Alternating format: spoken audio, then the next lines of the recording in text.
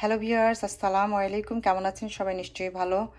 আজকে সারাদিন বৃষ্টিতে ভাবলাম কি করি, একটু খিচুড়ি রান্না করি। সো খিচুড়ি রান্না করবো এই জন্যই যে আজকে সারাদিন বৃষ্টি।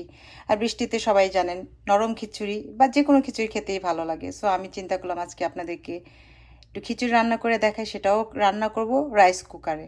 রাইস কুকারে নরম খিচুড়ি রান্না খুবই সহজ। সো আর এই সহজ খিচুড়িটা রান্না তাদের জন্য বেশি উপকারী যারা কাজ করেন। আমরা যারা কর্মজীবী ভাই ও বোনেরা, আপনাদের জন্য এই খিচুড়িটা খুবই সহজ পদ্ধতিতে সহজ উপায়ে রান্না করব। আর এটা করতে যা যা লাগে সেটা হলো মাত্র পোলার চাল 2 কাপ। ছোটো রাইস কুকারে, আমার রাইস কুকারের পরটা হারিয়ে নষ্ট হয়ে গেছে। সো আমি অন্য একটা কাপ দিয়ে ওই কাপের 2 কাপ, সেটা হলো এই কাপ, ছোটো কাপ।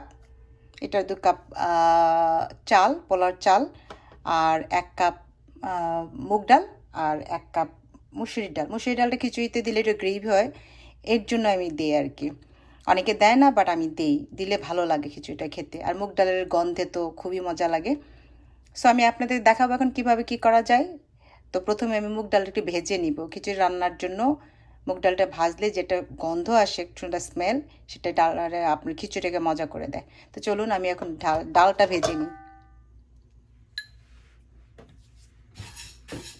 একটু নাড়তে থাকি।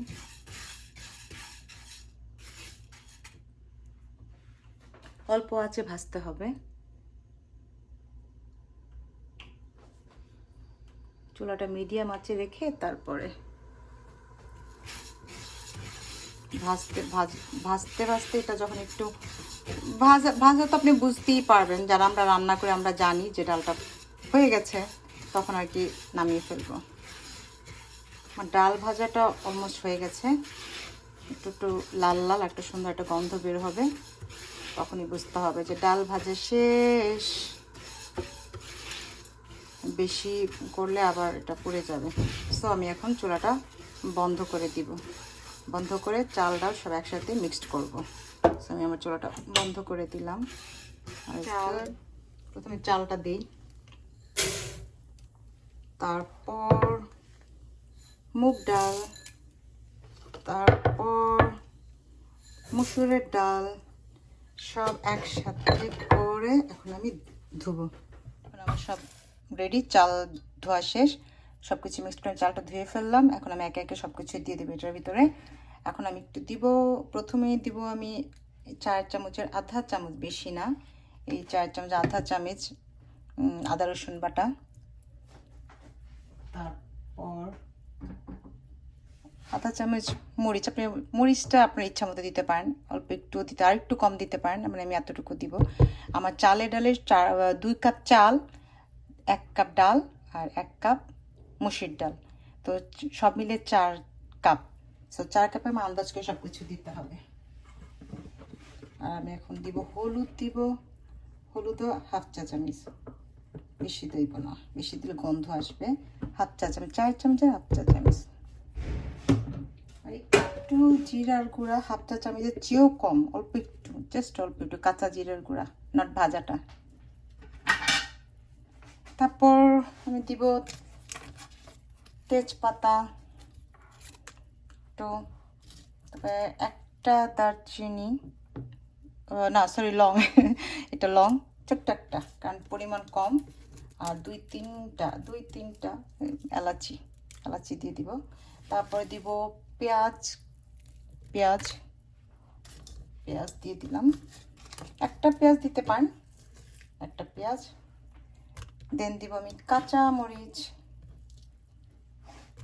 তারপর কি বাকি রইল তেল দিতে হবে, অল্প করেই তেল দিব, কারণ পরে আমার আর একটু কিছু করতে হবে। সো তেল অল্প করে দেবেন প্রথমে দিয়ে। এখন আমি এটাকে কি করব, ভালো করে মাখাতে হবে না।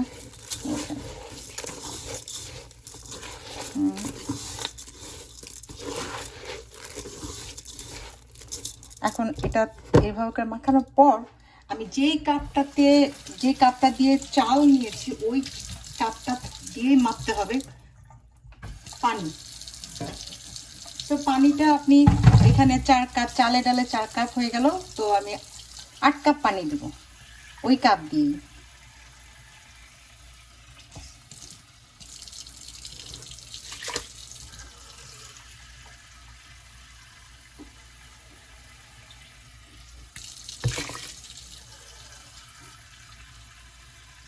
8 কাপ পানি দিলে মিষ্টিটা সব কিছু মিলে হয়ে যাবে। মাখানো শেষ, এখন রাইস কুকারে দিয়ে দিলাম খিচুড়িটা। আমি এটাকে বন্ধ করে দেই, এখন পাওয়ারটা দিয়ে দিই, হতে থাক আমার খিচুড়ি। দেখি এখন রাইস কুকারের খিচুড়ির কী অবস্থা। এখনো বলক উঠি উঠি করছে উনি।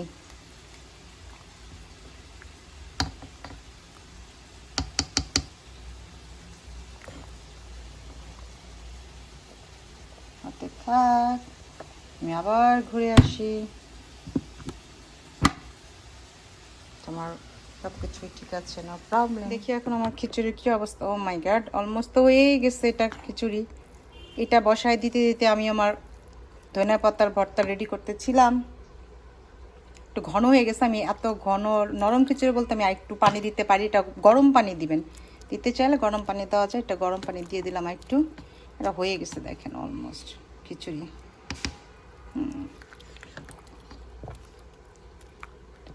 এই খিচুড়িটা অনেক টানে, পানিটা টেনে নেয়।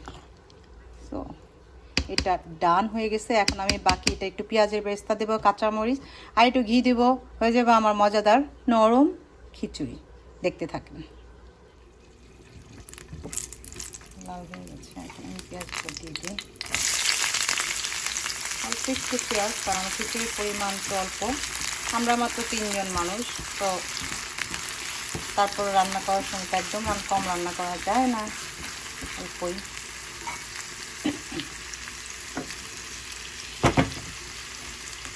এর ভিতরে আমি একটু ঘি দিব।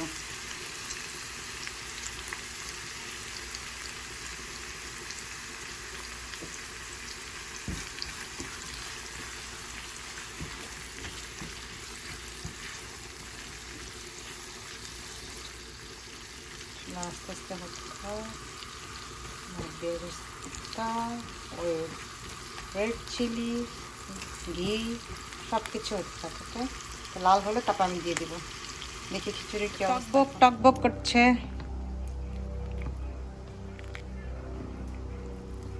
আমি এই অবস্থাতে খিচুড়িটার ইয়েটা বন্ধ করে দিব, কারণ কি খিচুড়ি অনেক টানে, নরম খিচুড়ি অনেক টানে, এইরকম নরম নরম। বাস এটাতে আমি ওই পেঁয়াজের বেরেস্তা সব কিছু দিয়ে দিব, একটু ধনিয়া পাতাও দিব। এটা আমি একটু বন্ধ করে দিলাম। বেরেস্তাটা হয়ে গেছে, তা আমি এখন খিচুড়িতে দিয়ে দেবো। চুলাটা বন্ধ করে দিই, তো লাল লাল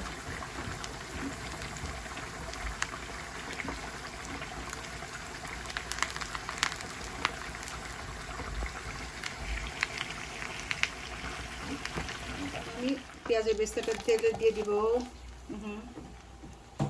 তারপরে ধনিয়া পাতা দিব, তারপর কয়েকটা কাঁচামরিচ দিয়ে দিব। তারপরে কি দিব, জাস্ট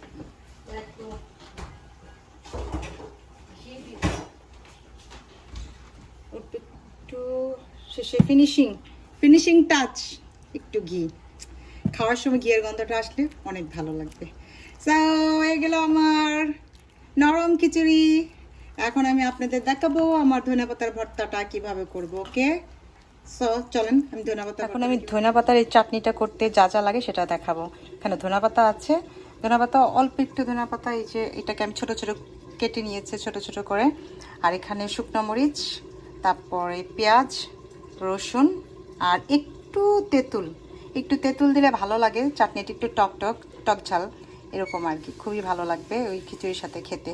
সো এই সবগুলাকে আমি এখন ভাজবো, বাট টালে যেটাকে বলে, বাংলায় বলে, আমরা বলি গ্রামে বলে টালতে হবে। জাস্ট একটু স্মেল আসছে কেমন যেন একটা, ওইটা আর কি ভাজতে হবে। ধনে পাতাটাকে যদি আমি একটু টেলে নিই তাহলে ওটা আর কি পানিটা চলে যাবে, আর ভর্তাটা আর কি টাইট হবে, সুন্দর হবে, খেতে ভালো লাগে।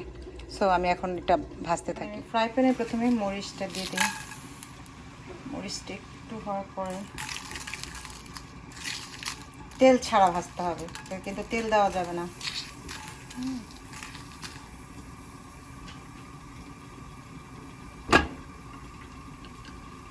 একটু রসুনগুলো দিয়ে দিই।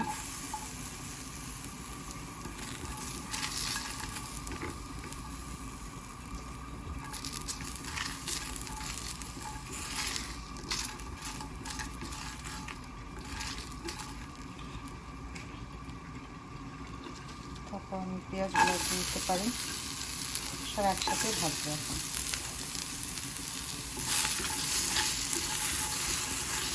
এই ধনেপাতার ভর্তাটা, এই যে আমি চালছি না, এইটার চালার পর যে একটা স্মেল আসে, ওইটাতেই ধনেপাতা ভর্তাটাকে অনেক মজা করে, মানে গন্ধটা খুব সুন্দর আসে, খেতে ভালো লাগে খিচুড়ির সাথে।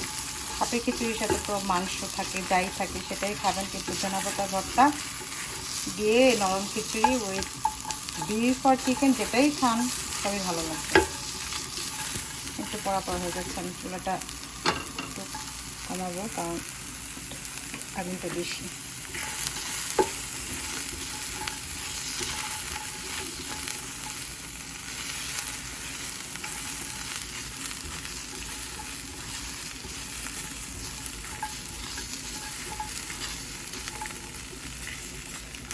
হয়ে গেল অলমোস্ট তালাটা।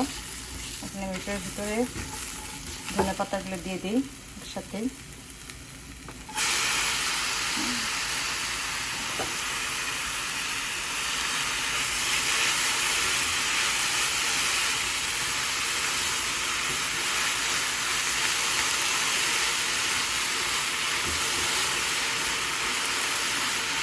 কি ধোয়া!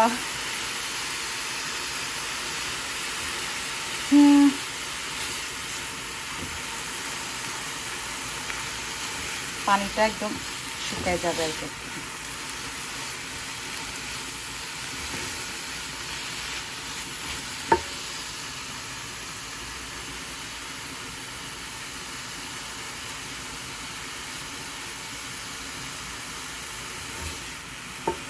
একটু চুলার ইয়েটা বাড়াই দিলাম।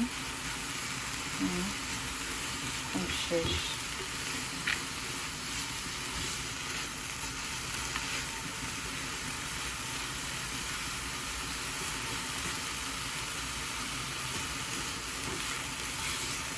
সুন্দর একটা গন্ধ,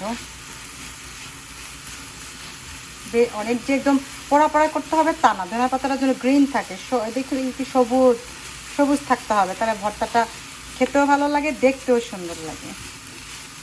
আর এটা যদি পাটা পুতাতে করা হয় বেশি ভালো হয়, বাট এটা তো সম্ভব না, যদিও আমার পাটা পুতা আছে, বাট আমি সামটাইমস করি।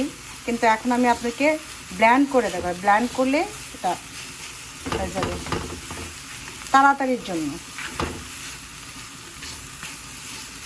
বাস, এটা হয়ে গেলে এটাকে আমি এখন আমি এটা ব্ল্যান্ড করব। ব্ল্যান্ড করার জন্য এটার ভিতরে নিই অনেকগুলাই।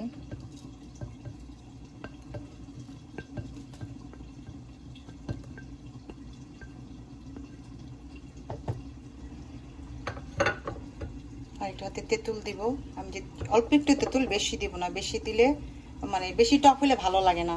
হালকা একটু আপনি টক টক হালকা জাস্ট একটু লবণ দিব, পরিমাণ মতো লবণ দিয়ে আমি এখন এটা ব্লেন্ড করব। হয়ে গেল আমার চাটনি। আমি ধনে পাতার চাটনি, ভর্তা যেটাই বলেন,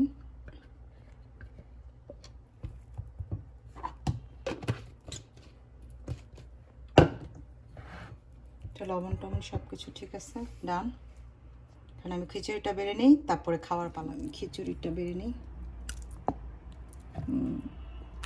আমি বললাম না, তারপরেও কেমন ঘন হয়ে গেছে।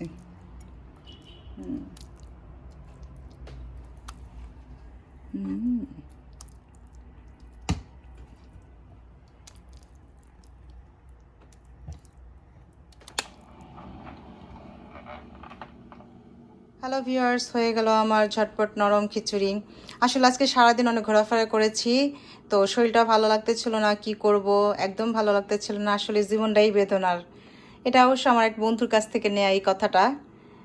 তো মনে করলাম যে খিচুড়ি রান্না করে ফেলি, তো রাইস কুকারে খিচুড়ি রান্না করে ফেললাম, আর গরুর মাংস রান্না করলাম, সাথে ধনে পাতার চাটনি, ধনে পাতার ভর্তা বলেন, চাটনি বলেন, যেটাই হোক খেতে ভালো লাগবে। নরম খিচুড়ির সাথে গরুর মাংস, চাটনি অ্যান্ড নরম খিচুড়ি।